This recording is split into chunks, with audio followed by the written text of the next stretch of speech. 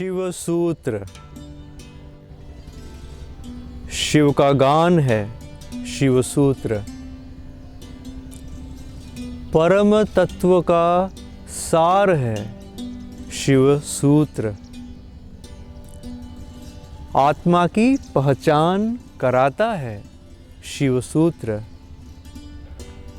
स्व का ज्ञान है शिव सूत्र।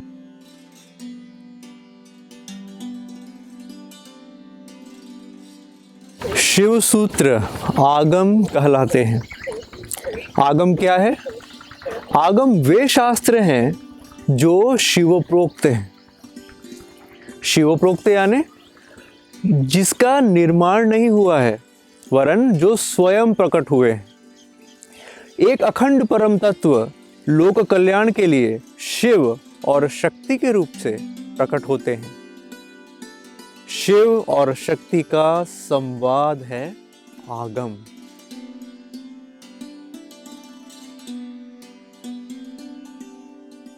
आ प्लस गम आगम। आ उपसर्ग है, आ समन्तात, जो पूर्णता को दर्शाता है। गम, गम लृ गतौ से आया है। ये गत्यर्थक धातु है और जो धातु गति का अर्थ बताती है। गति कौन सी गति? ज्ञान की गति। यह ज्ञान की गति है, ज्ञान में गति है जो पूर्ण ज्ञान को दर्शाती है। यानी आगम वह पूर्ण ज्ञान है, वह पूर्ण चैतन्य का ज्ञान है, वह पूर्ण चैतन्य का बोध है। और ये हम तक कैसे पहुंचता है? एक गुरु अपने शिष्य में इस बोध को प्रवाहित करता है। यह पूर्ण ज्ञान, पूर्ण चैतन्य का अखंड ज्ञान गुरु से शिष्य में प्रवेश करता है और शिष्य को भी अपने ही जैसा पूर्ण चैतन्य रूप बना देता है। तो शिष्य स्वयं भी वही चेतना को प्राप्त करता है, उसे भी वही चेतना की प्रत्यभिज्ञा या पहचान होती है जैसे गुरु को। गुरु और शिष्य जहां एक हो जाते हैं, यह है आगम।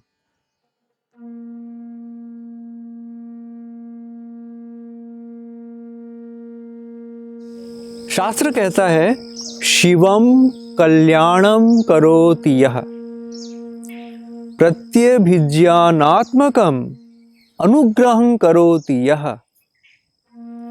शिव वे हैं जो कल्याण करते हैं। शिव वे हैं जो शुभ हैं, सतत आपका शुभ करते हैं और प्रत्यभिज्ञा रूप अनुग्रह करते हैं। यानी जो आपको अपने स्व की पहचान कराते हैं, वे शिव हैं।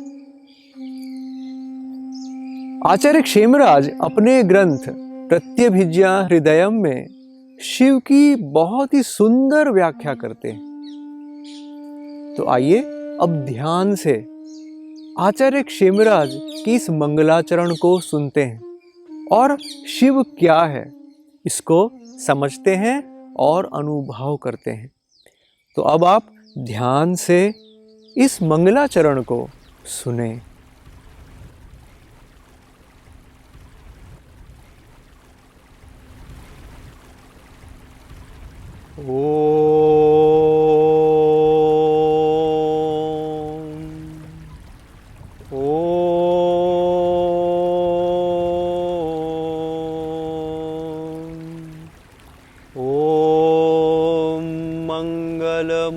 मंगलमूर्तये नमः।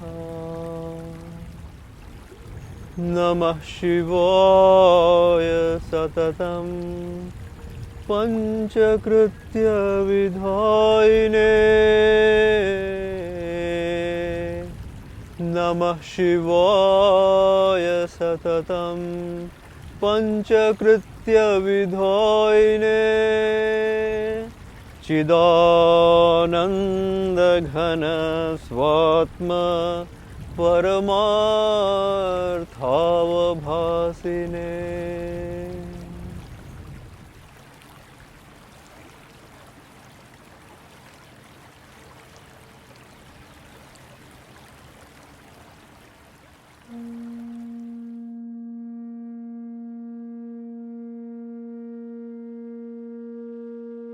नमः शिवाय, मैं उस शिव को नमन करता हूं।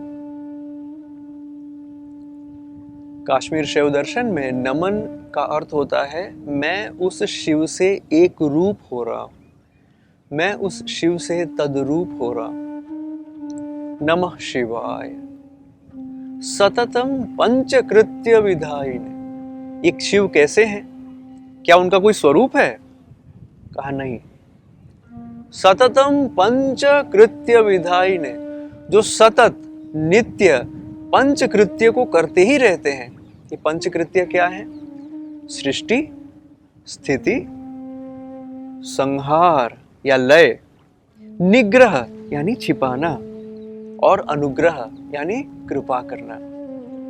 संपूर्ण संसार की सृष्टि हो रही है, उसकी स्थिति हो रही है, फिर अपने ही में वो लय हो जा रही है, और वो वास्तव में शिव रूप है, लेकिन जीव रूप होकर संकुचित होकर स्वयं को ही प्रकट करने का नाटक करते हैं। तो वह उनकी निग्रह शक्ति के द्वारा होता है, और अंत में अपने ही स्वस्वरूप को प्रकाशित करते हैं, तो उसी को अनुग्रह शक्ति कहते हैं। तो सततम पंचकृत्य विधायिने। फिर आगे कहा ये शिव कैसे हैं? वो कहा चिदानंद घन, वो चिद आनंद घन स्वरूप है। चिदानंद घन क्या होता है? चिद यानी प्रकाश रूप, चैतन्य रूप, वह है चित, और आनंद यानी उस चैतन्य का रसास्वादन करना, उस चैतन्य का आस्वादन लेना, वो है आनंद।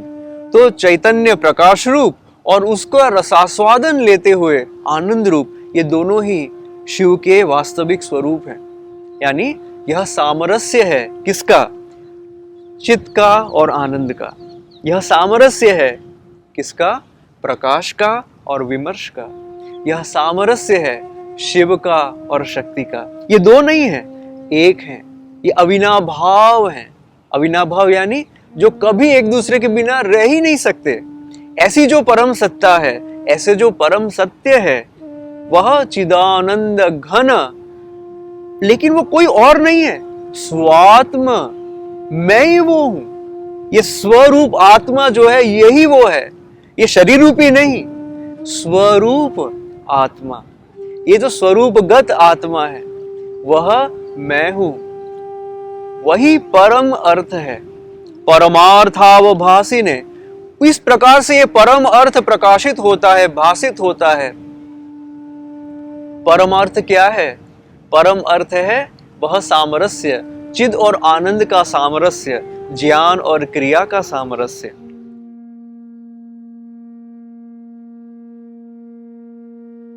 शिव सूत्र में दूसरा शब्द है सूत्र। सूत्र क्या है? सूत्र यानी एसेंस, सूत्र यानी सार। भारतीय परंपरा में सूत्र के लिए एक बहुत ही सुंदर लक्षण बताया गया है। तो आइए अब हम उस लक्षण को सुनते हैं। स्वल्पाक्षरम् असंदिग्धं सारवद् विश्वतो मुखम् अस्तोभम् अनवद्यं च सूत्रं सूत्रविदो विदुः। सूत्र कैसा होना चाहिए? उसके अक्षर स्वल्प हों, कम शब्दों में वो पूरी बात को कह दे, कम अक्षरों में वो पूरी बात को कह दे। स्वल्पाक्षरम असंदिग्धम। असंदिग्ध यानी जो संशय रहित हो, सर्वथा संशय रहित हो। स्वल्पाक्षरम असंदिग्धम। सारवद, जो पूरे सार को अपने में बता दे, जो पूरे सार को बता दे। सारवद। विश्वतो मुखम, सार को बताए यानी उसकी दृष्टि संकुचित हो ऐसा नहीं, सार को बताए यानी उस सार में संपूर्ण अर्थ जो है, पूरे शास्त्र का अर्थ जो है वो समा जाए, वो संपूर्ण विश्व के लिए हो, यानी वह व्यापक हो। उसका अर्थ इतना व्यापक हो कि वो सबको अपने में समा सके। उसे सूत्र कहेंगे। अस्तोभम जो अखंड हो, जो जिसमें कोई खंड न हो, जिसमें कोई बटा हुआ न हो, कोई कटा हुआ न हो, जो ब्रेकलेस हो। अनवद्यंच जिसमें कोई दोष न हो, कोई जिसमें कोई एक भी दोष ना निकाल सके, बिना दोष का जो हो, उसे सूत्र के ज्ञाता, सूत्रम सूत्रविदो विदुः, सूत्र के ज्ञाता इस लक्षण को, इस सारी बातें जिसमें आ रही हो, केवल उसे ही सूत्र कहते हैं।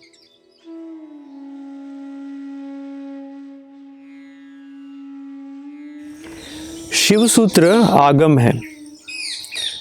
इन सूत्रों में उस शक्ति को संपुटित किया गया है, यानी गर्भित किया गया है, जिस शक्ति से हमें परम शिव का पूर्ण ज्ञान प्राप्त हो सके। तो अब हम इस सूत्र के गान को सुनेंगे और इस गान का क्या महत्व है उसे समझेंगे। तो सबसे पहले इन सूत्र के गान को अपने में आत्मसात होने दें, इस सूत्र के गान में रम जाएं, उसका प्रेम से श्रवण करें। अथ शिव सूत्राणि चैतन्यम् आत्मा ज्ञानं बन्धः योनिवर्गः कलाशरीरम्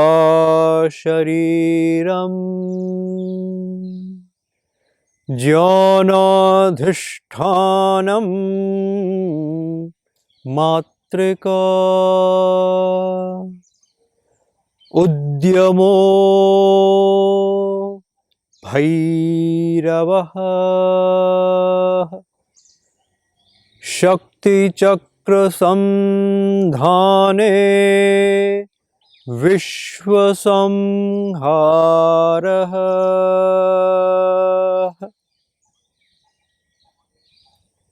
इस प्रकार कुल 77 सूत्र हैं। बहुत ध्यान से और बहुत प्रेम से जब हम इन सूत्रों का सही उच्चारण करके गाते हैं, इन सूत्र की शक्तियों के साथ रमते हैं, तो ये सूत्र की शक्ति हमें उस परम शिव की स्थिति में अवस्थित करा देती है। हम उस शक्ति में निमग्न हो जाते हैं और उस शक्ति को, उस परम शिव की शक्ति को जो हमारे ही भीतर छिपी हुई है, उसे पा लेते हैं, उसे पहचान जाते हैं। शिव सूत्र का गान परम गान है।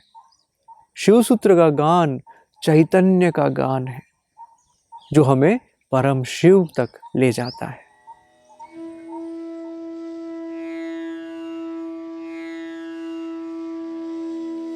सूत्र का एक अर्थ सार भी है। इसमें एक रहस्य छिपा हुआ है। सूत्र को सार क्यों कहते हैं? जैसे हमने पहले कहा, इन सूत्रों में शक्ति संपुटित की हुई है, यानी शक्ति गर्भित है। तो जब हम सूत्रों का गान करते हैं, एक मंथन की प्रक्रिया आरंभ होती है। जी हाँ, एक मंथन होता है। जैसे दही में मक्खन होता है ना, और जब हम दही को मथते हैं तो वो मक्खन ऊपर उठकर आ जाता है। उसी प्रकार सूत्रगान के द्वारा, सूत्रगान एक तरह से मंथन है, मंथन की एक प्रक्रिया को जन्म देता है, जिससे वो शक्ति मक्खन की तरह ऊपर उठकर आ जाती है और हम उसका पान करते हैं, हम उसमें निमग्न हो जाते हैं। तो यह सूत्रगान की प्रक्रिया के द्वारा हम शक्ति को मथते हैं, शक्ति को प्राप्त करते हैं, और ऐसा करते हुए हम चैतन्य की अविरल धारा को प्राप्त करते हैं, जो अखंड है। ऐसा नहीं कि वो कभी कटी हुई थी या कटी हुई है, हम उसे अनुभव नहीं कर पा रहे हैं। तो इस अखंड धारा को अनुभव करने के लिए मंथन करना अत्यंत आवश्यक है। शिव सूत्रों के गान के द्वारा हम इस मंथन की प्रक्रिया का आरंभ करते हैं।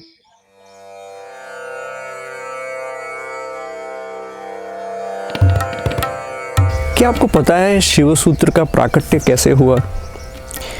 आचार्य क्षेमराज अपनी टीका विमर्शिनी में, जो कि शिव सूत्र पर उन्होंने लिखी है, उसमें एक बहुत ही रोचक बात बताते हैं। वे हमको कहते हैं पूरी एक कहानी की तरह कि किस प्रकार ये शिव सूत्र प्रकट हुए। महादेव पर्वत पर एक महान गुरु आचार्य वसुगुप्त हुए, और ये जो आचार्य वसुगुप्त थे उन पर भगवान शिव की परम कृपा थी, क्योंकि उन्हें परम शिव का शक्तिपात प्राप्त था, और उस शक्तिपात के कारण उनका हृदय अत्यंत पवित्र हो चुका था। उनके हृदय में भगवान शिव के प्रति दिव्य भक्ति का, तीव्र भक्ति का उदय हुआ था। एक बार भगवान शिव उनके स्वप्न में आए और भगवान शिव ने उनको इस प्रकार कहा, अत्र महिभृति महती शिलातले रहस्यम अस्ति तत् अधिगम्य अनुग्रह योग्येषु प्रकाशय इति। ये जो महादेव पर्वत है उस पर एक बड़ी शिला है। उस शिला के पास जाओ, उस शिला के तल में एक रहस्य छिपा हुआ है। उस रहस्य को स्वयं प्राप्त करो, पूरी तरह से अधिगम करो, यानी पूरी तरह से उसे आत्मसात करो, उस पर ध्यान करो, उसे हृदयंगम करो, और उसके बाद जो अनुग्रह करने योग्य शिष्य हो, मुमुक्षु हो, उन्हें प्रदान करो। और फिर दूसरे दिन ऐसा ही हुआ। उठते ही वे उस पर्वत पर गए और उस शिला के पास गए। जैसे ही उन्होंने शिला को छुआ, शिला पलट गई। जी हाँ, शिला पलट गई और उस पर शिव सूत्र अंकित मिले।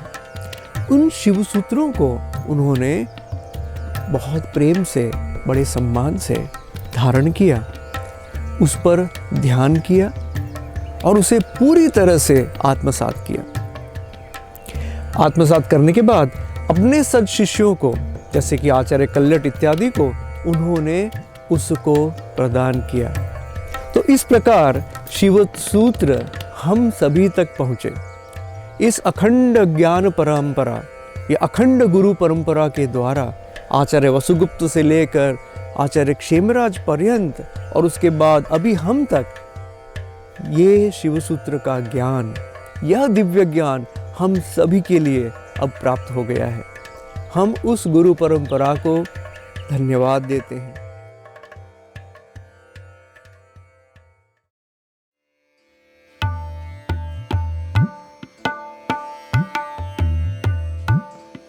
ओम आनंद ओम।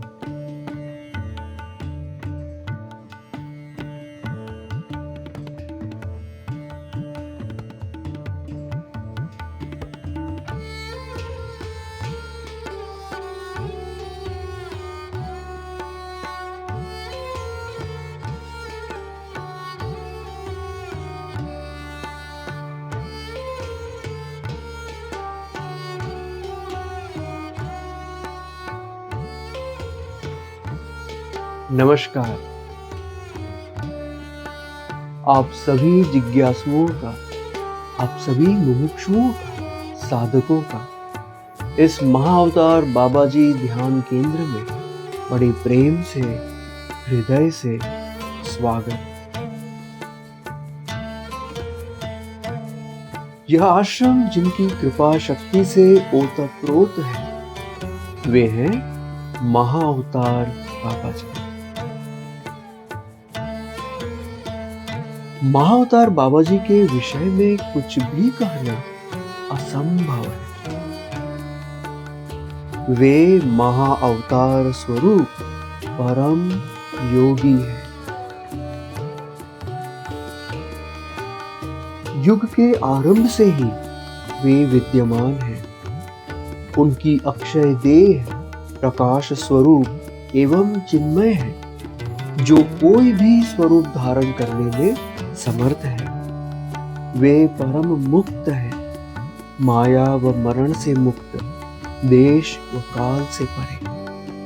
ऐसे महाअवतार बाबा जी को कोटि कोटि नमन, शत शत प्रणाम।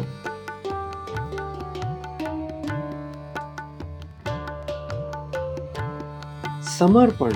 इस ध्यान केंद्र में उनकी सजीवन मूर्ति विराजमान है। आत्म पिपासुओं को सहजता से ध्यान में निमग्न कराने के लिए उनके दिव्य स्वरूप का दर्शन करें।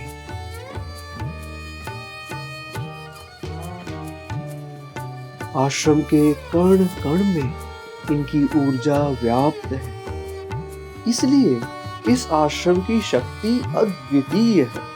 यह स्थान आपको गहन ध्यान व पूर्ण स्वास्थ्य प्रदान करता है। यहाँ रहने मात्र से ही शरीर निरोगी होता है और आत्मा को परमानंद स्वरूपी पूर्ण तृप्ति प्राप्त होती है। आप सहज ही स्व में स्थित हो जाते हैं। इस आश्रम के सिद्धांत को 3 शब्दों में योगीराज स्वामी अमर ज्योति बाबा जी इस प्रकार कहते हैं: निर्भयता, संगठन, आनंद। निर्भयता, संगठन, आनंद। ओम आनंद ओम।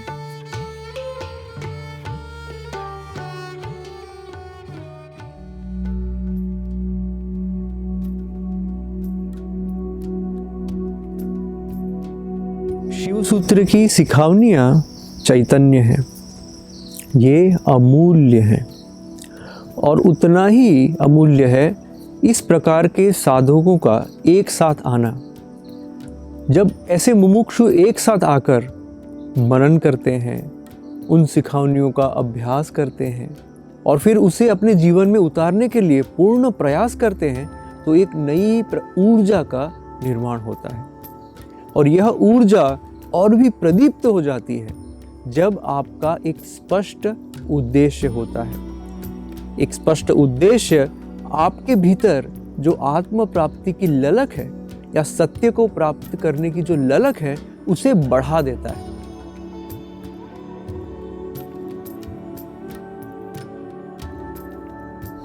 शिव समावेश की प्रक्रिया को पहचानना और उसमें अवस्थित होने के उपायों की खोज करना।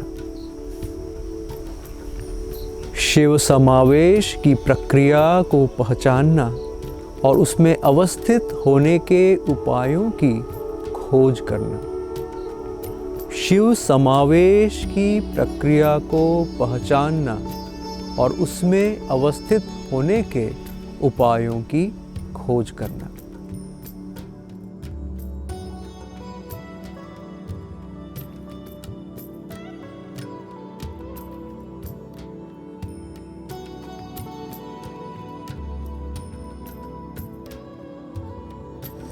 इस उद्देश्य को हम पूरा करेंगे पालमपुर स्थित महाअवतार बाबा जी ध्यान केंद्र के परम धाम में ध्यानपूर्ण अध्ययन से, निरंतर अभ्यास से और दिव्य सिखावनियों में निमग्न होकर। हम अंतर मौन के प्रति जागरूक रहेंगे। हम स्व के बोध के प्रति जागरूक रहेंगे। हम स्व के संवेदन के प्रति जागरूक रहेंगे और इस प्रकार हम अपने उद्देश्य को पूर्ण कर पाएंगे, अपने उद्देश्य को सार्थक बना पाएंगे। आप सभी का इस शिवसूत्र अध्ययन एवं साधना शिविर में बहुत ही हृदय से और भाव से स्वागत।